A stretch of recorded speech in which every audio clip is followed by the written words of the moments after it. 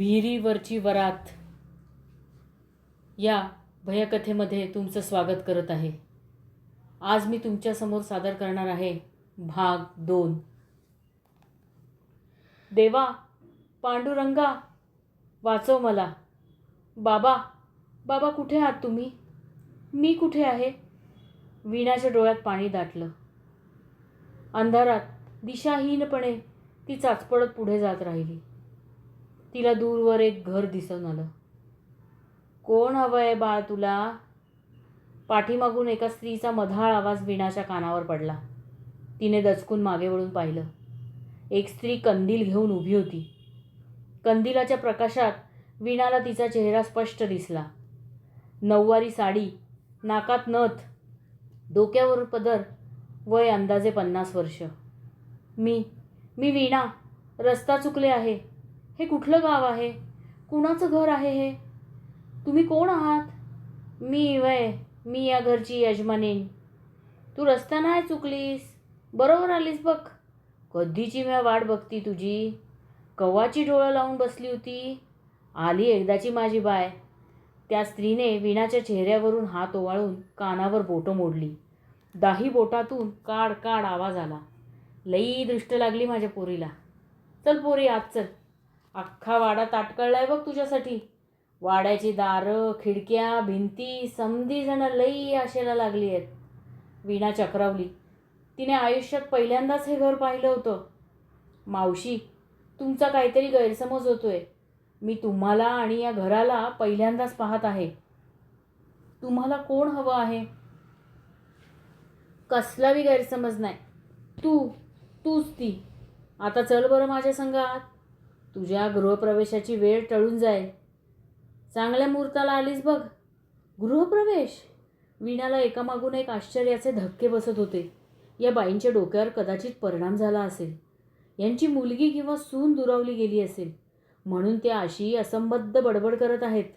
औसेच्या मध्यरात्री का कधी कुठचा मुहूर्त असतो? वीणाने मनाची समजूत काढली. बाप रे, या बाई माझा नरबळी वगैरे तर देत नाही आहेत ना? तिने पुन्हा एकदा देवाचा धावा सुरू केला. पण दुसरा काहीही पर्याय नसल्याने ती त्या स्त्रीमागे मुकाट्याने चालू लागली. एवढ्यात कोणीतरी खिदळण्याचा, बाळाच्या ओरडण्याचा विचित्र आवाज आला. वीणा जोरात किंचाळली. आई ग! अगं पोरी, घाबरू नको. लहान बाळ कुठे रडत आहे? समधी जण तुझी वाट बघतात. त्या बाईंनी वाड्याच्या दाराची कडी काढली. दरवाजा उघडला गेला. वीणाच्या पुढ्यात एका काळ्या मांजराने धपकन उडी मारली. तिची भेदक नजर वातावरण अधिकच गडद बनवत होती. वीणा तिच्या मागून चालत राहिली. तो एक चौसुपी ऐसपैस वाडा होता. प्रचंड मोठा. छोटा किल्लाच होता जणू. एकामागून एक खोल्या. प्रशस्त दालनच होती म्हणा ना. ती स्त्री वीणाला परसदाराच्या विहिरीपाशी घेऊन गेली. वीणा, कसं वाटलं तुला तुझं घर? ही बघ विहीर. ती बी आतुर झाली आहे तुझ्यासाठी. त्या स्त्रीने कमरेला बांधलेली पुरचुंडी बाहेर काढली. ती वीणाच्या हातात दिली. घे बाय, उरक लवकर. मुहूर्त निघून जाईल. अहो काय हे ह्याच्यात? आणि कसला मुहूर्त? उघडून तर बघ काय आहे ते. तुला मगाशीच मी म्हणलं ना व, तुझा गृहप्रवेश आहे. वीणाने पुरचुंडी सोडून बघितली. मुंडावळ्या? वय मुंडुळ्या. बांध लवकर तुझ्या कपाळाला. मी आलेच बघ तुला माप आणते वलांडायला. ती स्त्री लगबगीने कुठेतरी निघून गेली. वीणा सुन्नपणे विहिरीच्या कठड्यापाशी येऊन उभी राहिली. आत डोकावून पाहिलं. विहिरीच्या कठड्यावर एक कंदील ठेवलेला होता.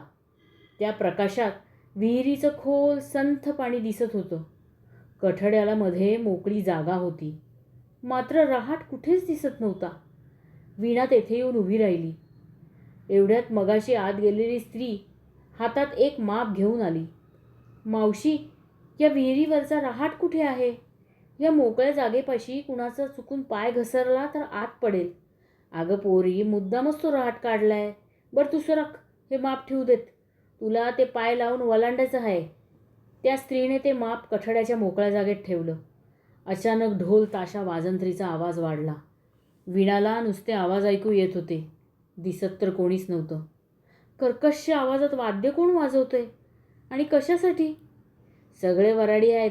तुझी वरात आली आहे ना व? आणि काय ग, मुंडळ्या बाशिंग नाही बांधलं आहे? आणि इकडं मॅच बांधती. तिने वीणाच्या हातून पुरचुंडी हिसकावून घेतली. त्यातून मुंडावळ्या बाशिंग काढून वीणाच्या कपाळाला करकचवून बांधलं. पुन्हा एकदा वीणाच्या आणाभाका घेतल्या. लावलात आता त्या मापाला. अहो मावशी, मी पाय लावला तर हे माप विहिरीत पडेल. हां मग पडू देत की, त्याची जागा तीच तर आहे. आणि तुझी बी. मावशीने जबरदस्तीने वीणाचा एक पाय उचलला आणि मापाला धक्का दिला. माप विहिरीत पडलं. त्या पाठोपाठ वीणाला विहिरीत ढकलून दिलं. विहिरीत पडल्यावर वीणाला परत त्या स्त्रीचा मोठमोठ्यांदा खदखदा हसण्याचा आवाज आला. बघते तर पाण्यात विहिरीच्या भिंतीवर त्या स्त्रीचा मोठा खदाखदा हसणारा चेहरा दिसत होता. वीणा गटांगळ्या खाऊ लागली. तिच्या नाकातोंडात पाणी शिरलं. ती वर येण्याचा प्रयत्न करू लागली. श्वास गुदमरायला लागला. प्राण कंठाशी आले. जीवाच्या आकांताने ती ओरडू लागली, वाचवा, वाचवा, बाबा, बाबा. बाळ, उठ. स्वप्न पडलं का तुला? वीणाच्या वडिलांनी तिला हाक मारली. ती खडबडून जागी झाली. तिने घाबरून आजूबाजूला पाहिलं.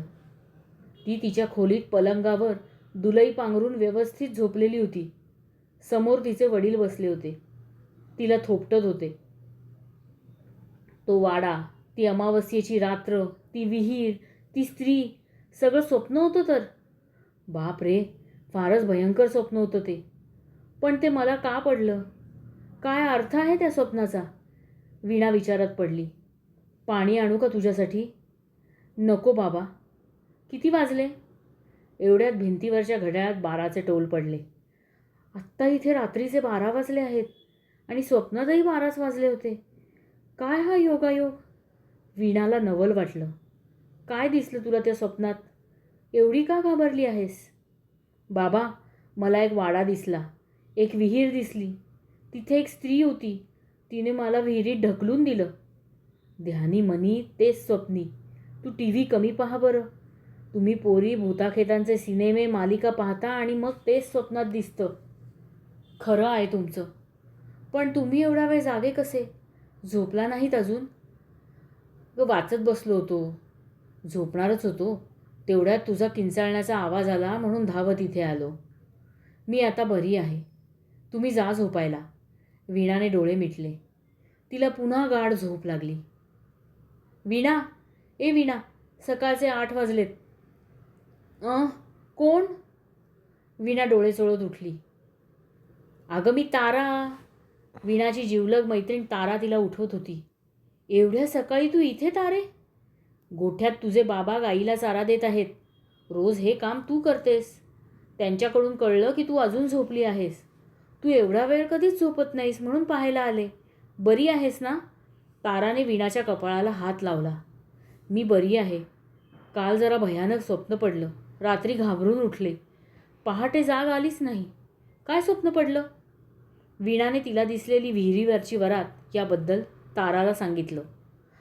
भयानक प्रकार आहे हा. विसरून जाते स्वप्न. तू लवकर तयार हो. लक्षात आहे ना आज काय आहे ते? ताराने विचारले. आजचा दिवस मी कसा विसरेन? आज 2 ऑक्टोबर, लाल बहादूर शास्त्रीजींची जयंती. आपण सगळ्या मुली मिळून गावाबाहेरच्या मोकळ्या जागेत वृक्षारोपण करतो. शास्त्रीजींचा नारा होता, जय जवान जय किसान. आपलं गाव हे शेतकऱ्यांचं गाव. शास्त्रीजींना श्रद्धांजली व्हायला हवी. वृक्षारोपण, वृक्ष संवर्धनाच्या आपल्या कामामुळे आपलं गाव हिरवंगार झालं आहे. भरपूर पाऊस पडतो. पीक पाणी चांगलं येतं. तारा स्वतःचा आवराला तिच्या घरी निघून गेली. ती वीणाच्या शेजारी राहायची. वीणानेही स्वतःचा आवराला सुरुवात केली. तिच्या डोळ्यासमोर तिचा भूतकाळ उभा राहिला. धन्यवाद.